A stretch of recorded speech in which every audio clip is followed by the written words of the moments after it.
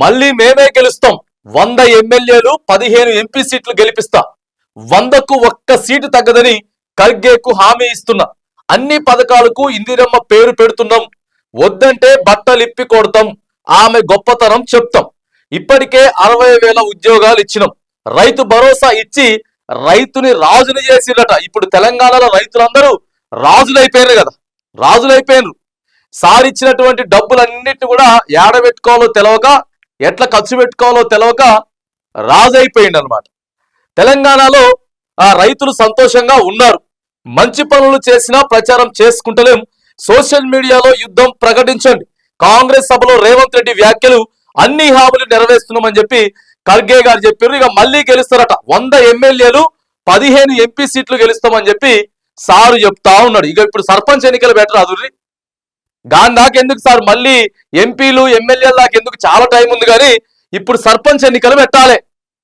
రైతుల్ని రాజుని చేసినామని చెప్పారు కదా, ఒకసారి ఇప్పుడు మీ ఏజెంట్లే కాంగ్రెస్ పార్టీకి సంబంధించినటువంటి సర్వే ఏదైతే చేయించుకుంటా ఉన్నారో ఆ సర్వే వాళ్ళకి రైతులు ఏం చెప్తా ఉన్నారు, ప్రజలు ఏం చెప్తా ఉన్నారు అనేది ఒకసారి క్షేత్రస్థాయిలో మీరు ఈడ భావోద్వేగంగా మల్లికార్జున ఖర్గే గారు వచ్చారని చెప్పేసేసుకొని సభ పెట్టి మైక్ ముందు ఏం జరుగుతా ఉంది, అసలు క్షేత్రస్థాయిలో ఏం జరుగుతా ఉంది, మైక్ ముందు మీరేం మాట్లాడుతా ఉన్నారు, మళ్ళీ గెలుస్తామని చెప్పేసేసి పూర్తి భరోసాతో రైట్. ఇగో ఇక్కడ నిరుద్యోగి నిర్బంధం, మీరు ఖచ్చితంగా ఉద్యోగాలు ఇస్తే, నిరుద్యోగ భృతి ఇస్తే, ఉద్యోగ క్యాలెండర్ ఇస్తే, నిన్న నిరుద్యోగులందరినీ కూడా ఎందుకు ఇట్లా ఈడ్చుకుపోవాల్సి వచ్చింది, దేనికోసం ఇట్లా ఈడ్చుకుపోవాల్సి వచ్చింది?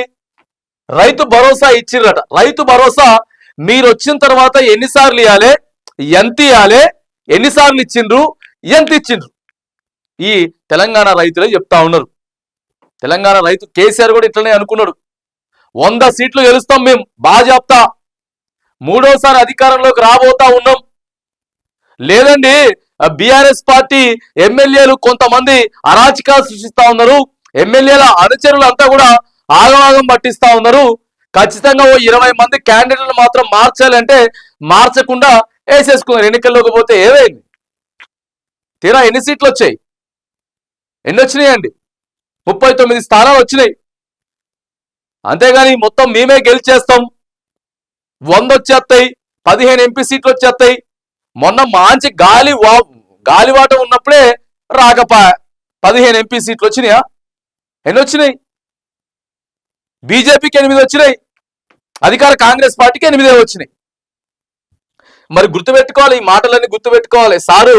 ఎందుకంటే ఒక్క సీటు కూడా తగ్గదని చెప్పి ఖర్గేకి హామీ ఇస్తున్నారు. రైట్, మీ నాయకుడికి హామీ ఇస్తే ఇచ్చిరు, కానీ మరి ఇక్కడ తెలంగాణ ప్రజలకు ఇచ్చినటువంటి హామీల పరిస్థితి ఏంటిది? తులం బంగారం ఇచ్చిరని చెప్పేసి మీరు 100 సీట్లు గెలుస్తామని చెప్తుర్రా, స్కూటీలు గెలిచినామని చెప్తుర్రా, స్కూటీలు ఇచ్చినామని చెప్తున్నారా, లేకపోతే మీరు 2500 మహిళలకు ఇచ్చినామని చెప్తున్నారా? ఏ భరోసాతోటి ఏమి ఇచ్చిర్రని చెప్పి మీరు ఇవాళ చెప్తా ఉన్నారు? 100 రోజులలో ఇస్తామని చెప్పిర్రు, ఇవాళ 100 ఎమ్మెల్యేలు గెలుస్తామని చెప్తుర్రు. రైతు రుణమాఫీ ఎంతమందికి అయింది, ఎంతకు కాలేదు?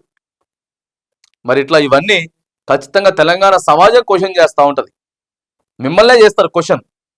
ఇప్పుడు మీరు ఏదైతే ఇంకా బాగా చెప్తాం, మేమే గెలుస్తాం, అన్ని మేమే, మళ్ళీ అధికారం మాదే అని చెప్పేసి మీరు ఎప్పుడైతే బలంగా చెప్తారో అంతకి రెట్టింపు బలంతో అటు ప్రజల నుంచి కూడా ఇగో ఇదే రెస్పాన్స్ వస్తుంది. ఇప్పుడు మేమేమైతే మాట్లాడుతూ ఉన్నామో ఇదే రెస్పాన్స్ బాజాప్తా ప్రజల దగ్గర నుంచి వెళ్ళి వస్తూ ఉంది. మేము ఇందిరమ్మ ఇండ్లు ఇచ్చేసినాం, మేమే అధికారంలోకి వస్తాం. ఇందిరమ్మ ఇండ్ల విషయంలో ఏం జరుగుతూ ఉంది, ఇందిరమ్మ కమిటీ సభ్యులు ఎవరు, ఇందిరమ్మ ఇండ్లు ఎంత శాతం అర్హులకు వచ్చాయి అనేది ఒకసారి క్యాలిక్యులేట్ చేసుకోవాలి కదా. మీరు ఇచ్చిర్రు కాదు, ఎట్లా ఇచ్చిండ్రు, అవి ఎవరికి వెళ్తా ఉన్నాయి, అసలు ఏం జరుగుతూ ఉంది ఇందిరమ్మ విషయంలో, ఇళ్ల విషయంలో జరగాలి. రాజీవ్ యువ వికాసం ఇవ్వబోతా ఉన్నాం జూన్ 2వ తారీఖు. మరి ఏమైంది సార్, దాని గురించి ఎందుకు నిన్న మాట్లాడలేదు? ఎందుకు దాని గురించి మాట్లాడలేదు? నిరుద్యోగుల వృత్తి గురించి ఎందుకు మాట్లాడలేదు? మహిళలకు ఇచ్చేటటువంటి 2500 గురించి ఎందుకు మాట్లాడలేదు? ఆసరా పెన్షన్దారులకు పెంచిస్తామని చెప్పినటువంటి పెన్షన్ల గురించి ఎందుకు మాట్లాడలేదు? ఇవన్నీ మాట్లాడకుండా ఎట్లా మీరు మళ్ళీ మేమే గెలుస్తామని చెప్తా ఉన్నారు భావోద్వేగంగా? పెద్ద క్వశ్చన్ మార్క్ అది.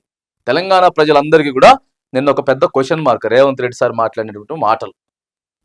అవునా కాదు? ఎట్లా ఎట్లా అవుతుంది? ఎట్లుంటో చెప్పుర్రు ఇక. వచ్చే ఎన్నికల్లో 100 ఎమ్మెల్యే 15 ఎంపీ సీట్లు గెలిపించే బాధ్యత తనది అని ఏఐసిసి చీఫ్ మల్లికార్జున ఖర్గేకి మాటిస్తున్నానని చెప్పి సీఎం రేవంత్ అన్నారు. 100కి ఒక్క సీటు కూడా తగ్గకుండా గెలుస్తామని, ఆ తర్వాత సోనియా గాంధీని, రాహుల్ గాంధీని, ప్రియాంక గాంధీని ఖర్గే తీసుకురావాలన్నారు. ఎల్బీ స్టేడియంలో నిర్వహించిన కాంగ్రెస్ సామాజిక అసలు 42% రిజర్వేషన్ ఏమైందండి? కామారెడ్డి డిక్లరేషన్ ఇచ్చారు కదా సార్, ఏమైపోయింది? ఎందుకు జాప్యం జరుగుతా ఉంది? చెప్పుకుంటూ పోతే పెద్ద చరిత్రే ఉన్నది. చెప్పుకుంటూ పోతే పెద్ద చరిత్ర ఏం లేదు. నిన్న రేవంత్ రెడ్డి గారు మాట్లాడినటువంటి మాటలకి ప్రజలంతా కూడా ఆలోచన చేస్తా ఉన్నారు. ఏంది సార్ మొత్తం 100 సీట్లు 15 ఎంపీ సీట్లు అంటుండు, ఇచ్చినటువంటి హామీలు గ్యారెంటీలు మనకేం రాకపోయాయి కదా, రైట్? ఇప్పుడు సర్పంచ్ ఎన్నికలు రానియండి అనేటటువంటి పరిస్థితి ఉన్నది. సర్పంచులు, జెడ్పీటీసీలు, ఎంపీటీసీలు కావాలి కదా సార్, ఫస్ట్ అవి పెట్టాలి. అవి దాటుకొని పోయిన తర్వాత కదా ఇవి. ఎందుకంటే ప్రజలు అన్ని అబ్జర్వేషన్ చేస్తా ఉంటారు. ప్రతిపక్షాల లేకపోతే మేము ఏడికెళ్ళి మాట్లాడడమా, ఇవన్నీ కాదు. ఎన్నో నువ్వు 100 చెప్పు, 1000 చెప్పు, 1,00,000 కోటి చెప్పు, ఇక్కడ నిల్చొని ప్రజలకి ఒక ఆలోచన ఖచ్చితంగా ఉంటది. ప్రజలకు ఆలోచన ఉంటది. ప్రజలు ఇవే ఆలోచిస్తా ఉన్నారు. గంతే తప్పితే మనం సుప్రీంకోర్టు జడ్జి లాగే మొత్తం డిసైడ్ చేసి చెప్తలేం. కాకపోతే ప్రజలు చర్చించుకుంటున్నటువంటి మాటలు నిన్న ముఖ్యమంత్రి గారు మాట్లాడిన తర్వాత ప్రజల దగ్గర నుంచి వస్తున్నటువంటి రెస్పాన్స్ ఇదే.